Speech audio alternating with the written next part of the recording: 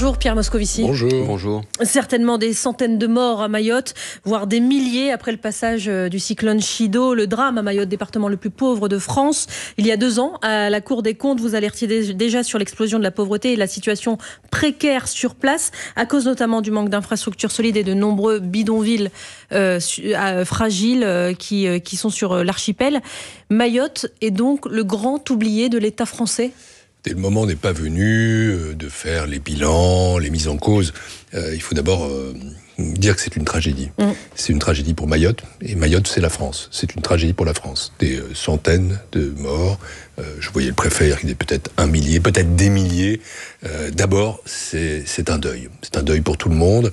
Et puis, c'est une épreuve qu'il va falloir surmonter. Et l'urgence, maintenant, c'est effectivement de faire en sorte qu'on puisse acheminer de l'aide. C'est de rétablir les réseaux, notamment l'électricité et l'eau. C'est de faire en sorte aussi qu'il y ait la sécurité à Mayotte, parce qu'on sait que c'est un des problèmes de cette île dont la population n'est pas vraiment connue en réalité, tellement elle croît. Et donc ça, c'est ce que je veux dire. Après, il y a les problèmes structurels que la Cour soulignait en 2022, déjà en 2016, mais d'autres avec elle, et qu'on connaît. C'est-à-dire que le développement de Mayotte doit absolument être entrepris, qu'il y a des problèmes structurels, notamment celui de l'habitat précaire, parce que ce qui explique aussi ces centaines de morts, c'est ça. C'est la question, si les conséquences sont aussi dramatiques, c'est que de base, oui, mais ça, les infrastructures sur place, elles ne sont pas solides. Mais bien sûr, il y a des bidonvilles par milliers. À chaque jour, son moment. Et le moment, aujourd'hui, c'est d'abord de traiter les urgences, c'est de faire face à ce drame. Ensuite, il faudra reconstruire. Et la reconstruction, elle doit être très globale, à commencer par l'habitat, mais aussi les infrastructures, qui à Mayotte sont extraordinairement insuffisantes. Et vous savez, on a reconstruit Notre-Dame en 5 ans. On pourrait aussi se dire, pourquoi pas un mode commando ? Là, maintenant, il faut en faire une priorité. On ne peut pas laisser cette population qui est française, qui a choisi d'être française, dans le dénuement. Et tout sera à rebâtir à Mayotte. Ça, c'est demain. Et ensuite, il faudra à un moment donné se demander pourquoi nous en sommes arrivés là. Mais aujourd'hui, d'abord les urgences, être aux côtés des Mahorais, traiter les problèmes, puis reconstruire. Aujourd'hui, l'actualité, c'est également ce qui se passe dans une demi-heure. Il va y avoir des consultations à Matignon. François Bayrou, nouveau Premier ministre. Mais samedi dernier, Pierre Moscovici, vous étiez l'un des tout premiers, le tout premier samedi matin, son premier rendez-vous au nouveau Premier ministre. Pour quelle raison ? Pourquoi vous ? Parce que la situation des comptes publics est sa priorité numéro 1 ? Écoutez, moi j'ai noté, d'abord j'étais très sensible au fait qu'il me fasse signe aussitôt. Il a aussi reçu ce matin-là le gouverneur de la Banque de France, et je crois qu'il faut y voir un signal. Une prise de conscience et un geste de confiance.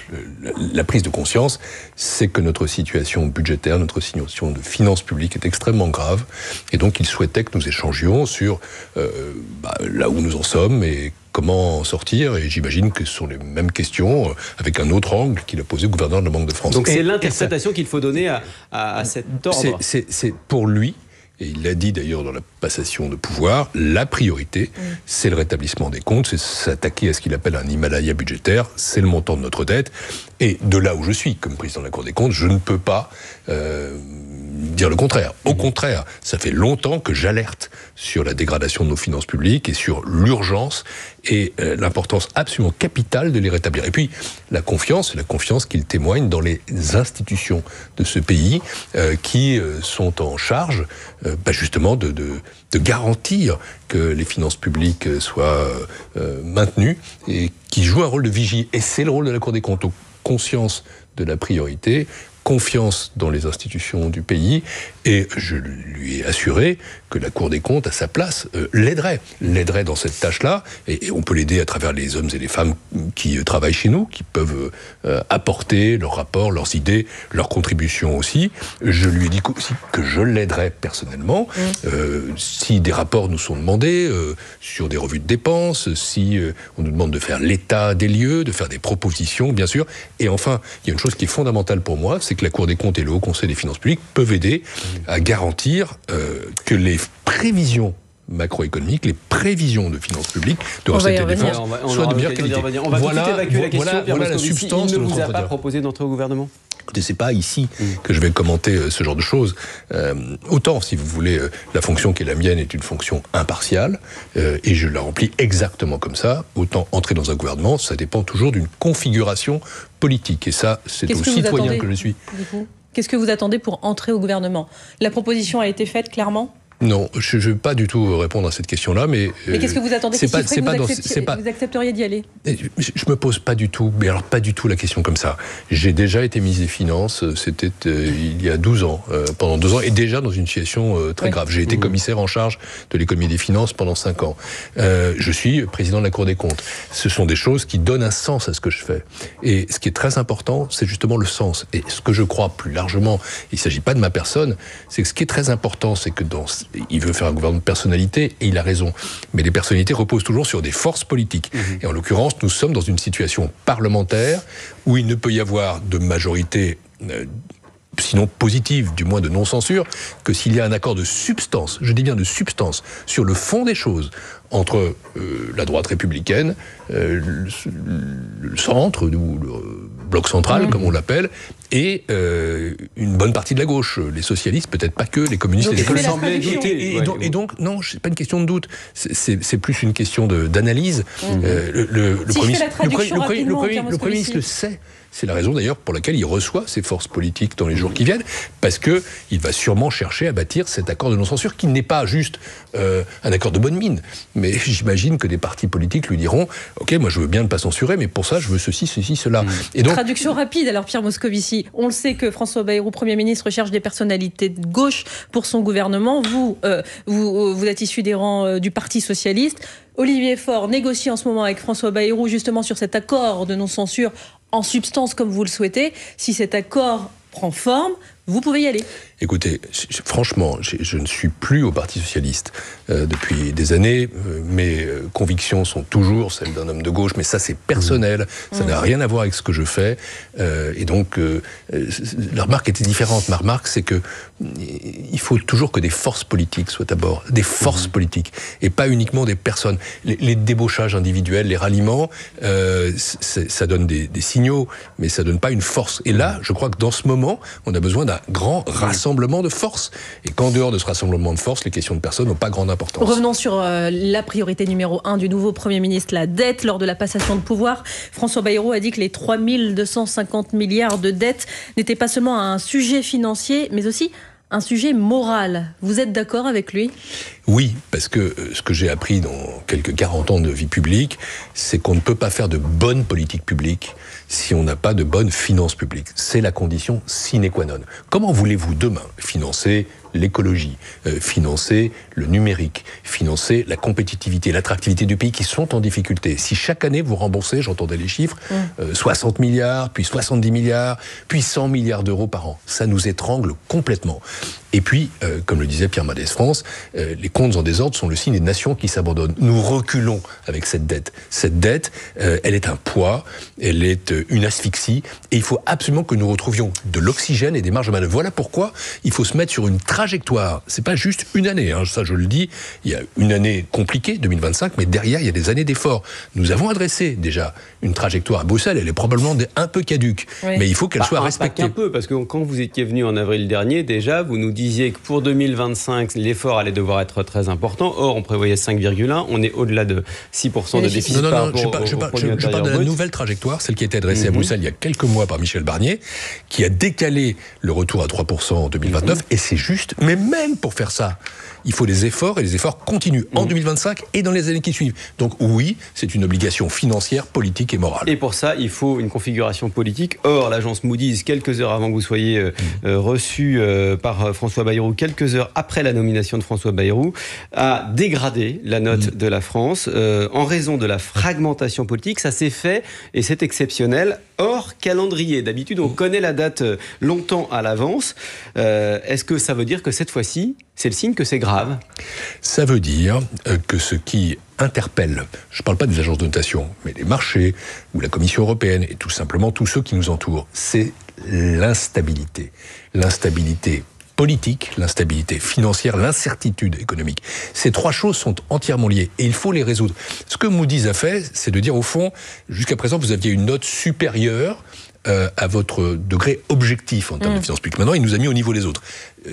C'est encore une note très convenable qui nous permet d'avoir un très bon accès au marché, mais ça veut dire attention. Ça veut dire, ce que je disais la semaine dernière dans une autre antenne de votre groupe, que si on y prend garde, la France se périphérise, la France s'enfonce. Et c'est encore une fois la raison pour laquelle il faut vraiment traiter d'urgence et avec beaucoup de résolution et de compétences cette question. Vous nous dressez le tableau d'une France potentiellement en déclin.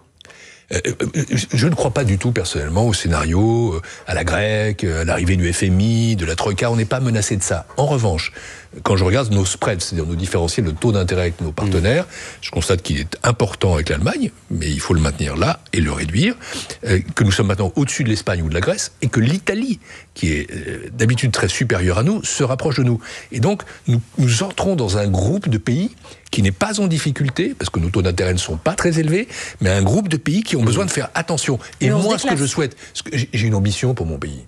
Je le sers depuis très longtemps.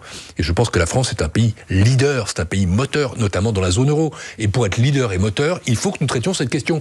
C'est la condition sine qua non pour retrouver la capacité à aller de l'avant, pour sortir justement de cette triple incertitude. Instabilité politique, incertitude financière et incertitude économique, c'est finalement les trois faces d'une même réalité. Il faut les attaquer ensemble. Et pardon de le dire, là je sors un peu de ma condition, ça commence par le politique. Parce que ce qui fait hésiter les agents économiques, ce qui fait trembler les marchés financiers, ce qui inquiète la Commission européenne, c'est de se dire que la France, effectivement, est maintenant fragmentée et difficile à gouverner. On a besoin de retrouver un cap. Et ce cap, il faut le marquer maintenant. Vous me demandiez sur le Premier ministre, j'ai trouvé en tout cas un homme conscient, je le disais, et de bonne volonté, c'est sûr. Vous parlez qu'on a envie, en effet, d'aider à sortir le pays de l'ornière. C'est ce que tous les hommes de bonne volonté doivent faire, mais en même temps sans perdre leurs convictions. Pierre Moscovici, vous parlez de l'importance du cap, du calendrier du redressement des finances publiques. Michel Barnier, pour l'année 2025, parlait d'un plan d'économie de 60 milliards d'euros avec un tiers d'augmentation d'impôts, 2 tiers de réduction des dépenses publiques. Ces 60 milliards d'euros-là, ils sont toujours valables ou alors plus on perd de temps, plus ça va commencer. Je crois que c'était chez vous, pour le coup, que j'étais venu dire que je ne croyais pas que c'était 60 milliards, ni 2 tiers. Non, j'avais dit que c'était 40 milliards et que c'est pour moi plutôt 2 tiers de fiscalité et 1 tiers d'économie. Peu importe. La priorité, c'est d'abord de voter cette loi spéciale. Et je dis au passage qu'il ne me paraît pas raisonnable de penser que cette loi spéciale peut en plus indexer le barème du revenu de l'impôt. Mais ça veut dire quoi, pas raisonnable ? Par exemple, parce que c'est pas constitutionnel, tout simplement, parce qu'elles sont pas faites pour ça. Et le Conseil d'État l'a dit avec une très grande clarté. Ça ne veut pas dire qu'il faudra imposer des impôts supplémentaires aux Français, il faudrait y revenir. Et y revenir très tôt dans l'année avec un nouveau projet de loi de finances. Après ce nouveau projet de loi de finances, est-ce que c'est le même légèrement modifié ou est-ce que c'est un autre ? Alors ça, c'est au nouveau gouvernement de l'examiner. Il y a sûrement des choses à reprendre, il y a aussi des choses à changer. Et s'il y avait des choses à reprendre, à changer, je dirais en gros, oui, il faut conserver un certain nombre d'axes fiscaux, mais peut-être faire un peu moins de masse fiscale, et puis peut-être un peu plus d'économie intelligente. Mais ça, encore une fois, c'est au prochain gouvernement de le dire. Mais vous me posez la question. Dernière chose là-dessus, le cap, c'était 5%. Il faut toujours aller vers 5%. Je ne suis pas irréaliste, ce sera sûrement un peu plus, mais pas trop, parce qu'il faut donner des signaux très clairs qu'on veut marquer un point d'inflexion net et marqué avec des orientations dans la durée à nos finances publiques. Pierre Moscovici, vous êtes avec nous jusqu'à 9h, on vous retrouve juste après le fil info, il est 8h46, Mélanie Delaunay. Les secours recherchent en ce moment même des survivants sous les décombres à Mayotte. Les autorités craignent des centaines de morts en raison du passage du cyclone Chido. La sécurité civile annonce sur France Info l'envoi de 700 à 800 agents du personnel de santé, des sauveteurs pour aider les victimes, du personnel également pour déblayer les routes. Les ministres démissionnaires de l'Intérieur et des Outre-mer sont attendus sur place. Emmanuel Macron, lui, va présider une réunion de crise à 18h. De son côté, François Bayrou entame 2 jours de consultation. Marine Le Pen et Jordan Bardella ont rendez-vous à 9h à Matignon. Les responsables du Rassemblement national reçus par le nouveau Premier ministre. Puis ce sera au tour des macronistes, du PS, puis des Républicains. La France insoumise refuse l'invitation tant que le gouvernement n'est pas nommé.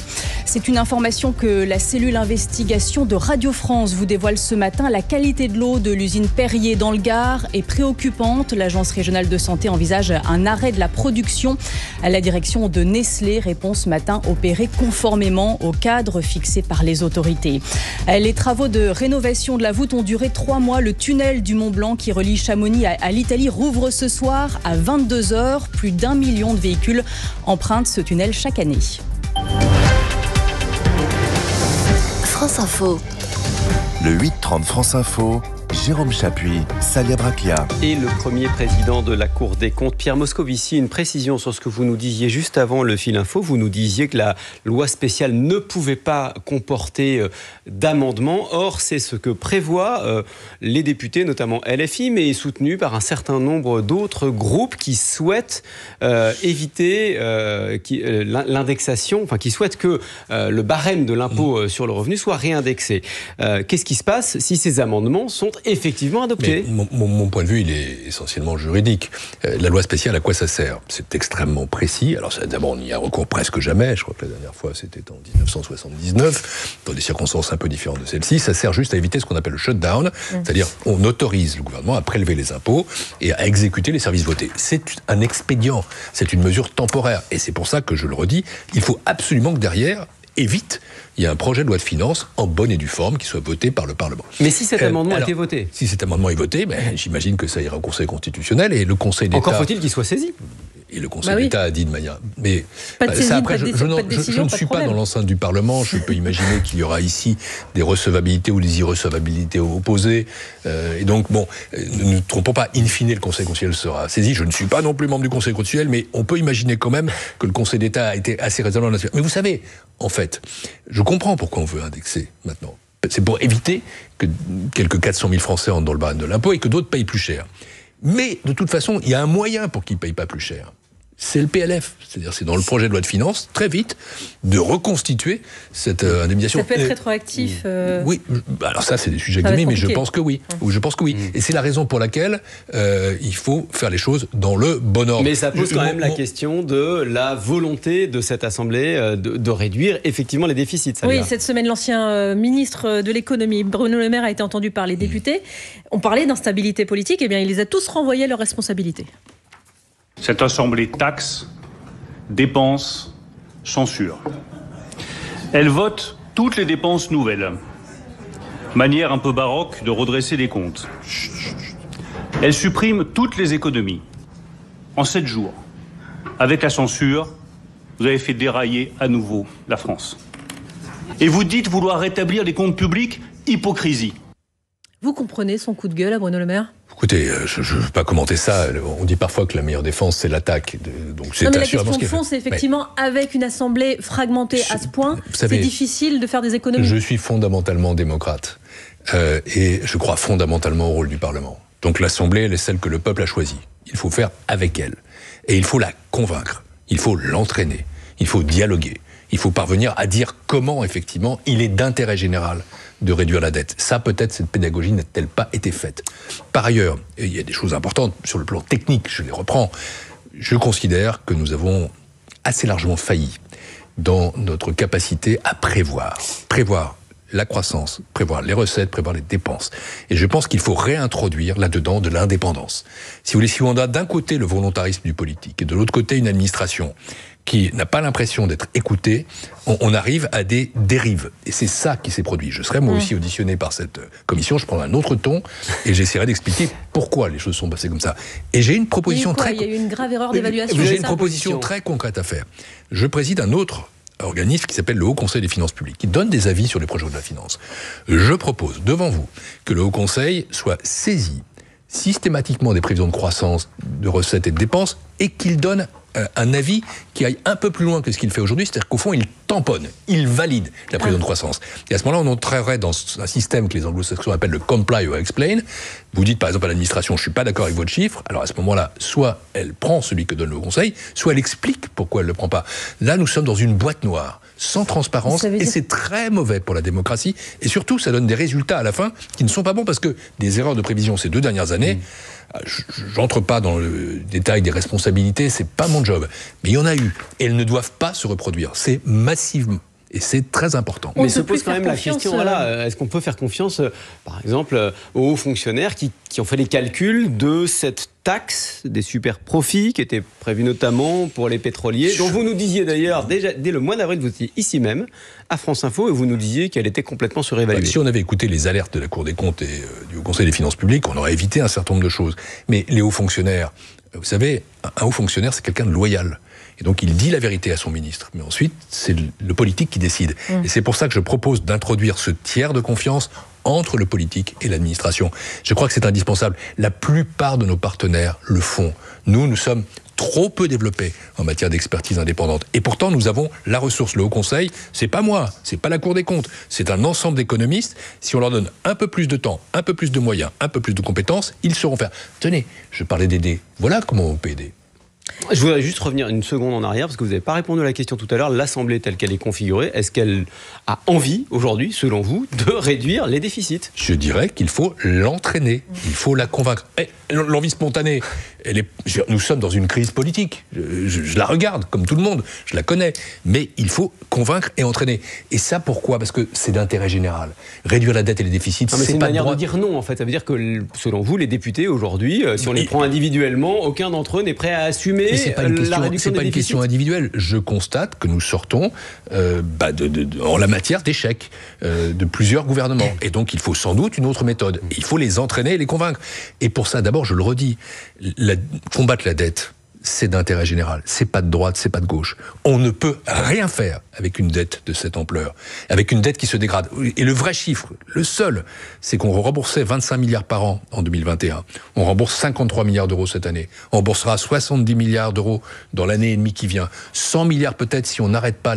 Et une fois qu'on a 100 milliards à rembourser par an, mais comment voulez-vous financer des politiques publiques d'avenir? C'est pour ça que je dis, il n'y a pas d'avenir pour ce pays s'il ne se désendette pas. Et ça, il faut ensuite le dire aux députés et expliquer et chercher comment on peut le faire ensemble.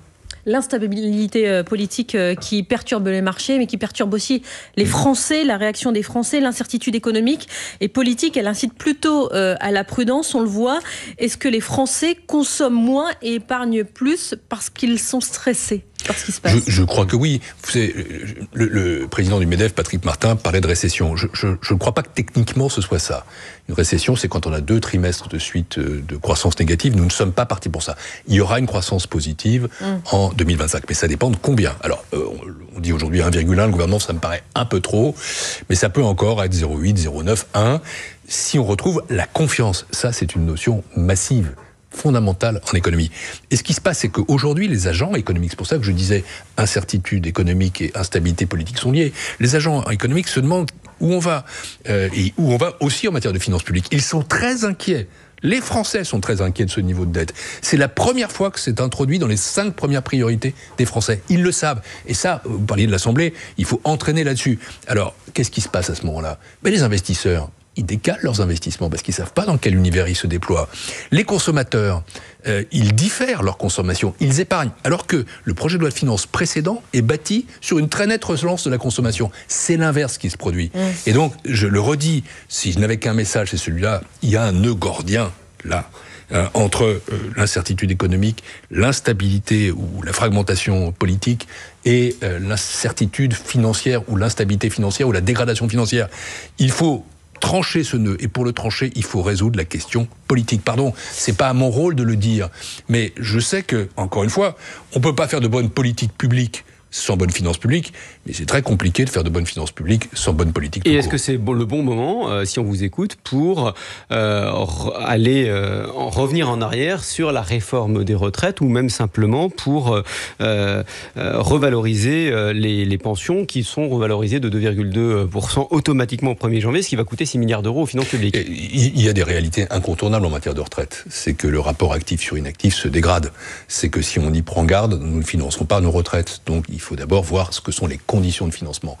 Après, comment ça se traduit dans la loi? Est-ce qu'il y a des espaces de négociation ou d'amélioration? On peut peut-être penser que oui.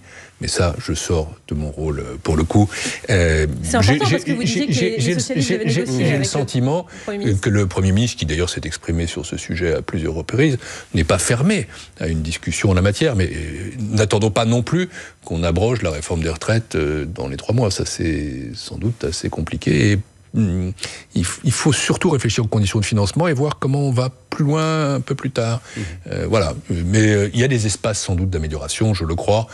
Mais je ne vais pas plus loin, vous comprendrez. On va essayer d'aller quand même un tout petit peu plus loin, Pierre Moscovici, parce que vous êtes un politique d'expérience, vous connaissez... Je fus.